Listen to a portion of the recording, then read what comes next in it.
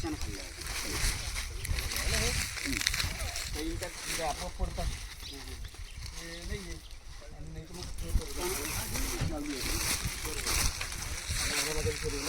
हे मोहाचे फुलं आहेत आणि मेळघाटमध्ये मोहा खूप मोठ्या प्रमाणात आहे. याचा मेळघाटात फुलं वेचून गोरकू लोक वर्षभर साठवून ठेवतात वेगवेगळ्या कारणासाठी. म्हणजे पूर्वी दुष्काळ पडला तर त्याच्या पोळ्या आणि लाडू करून खायचे.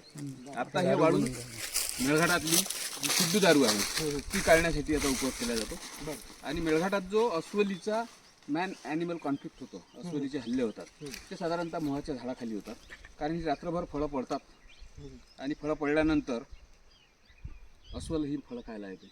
तिला खूप आवडतात ही फळं आणि माणसं पण वेचायला जातात. त्यावेळी समोरासमोर कॉन्फ्लिक्ट झाल्यामुळे मेळघाटात अस्वलीचे हल्ले माणसावर होतात. त्याचं कारण हा मोहा आहे. ती खायला पण चांगली लागतात. जास्त खाऊ शकत नाही आपण, जीव मळमळतोय, पण 2-4 फुलं मस्त टेस्टी लागतात.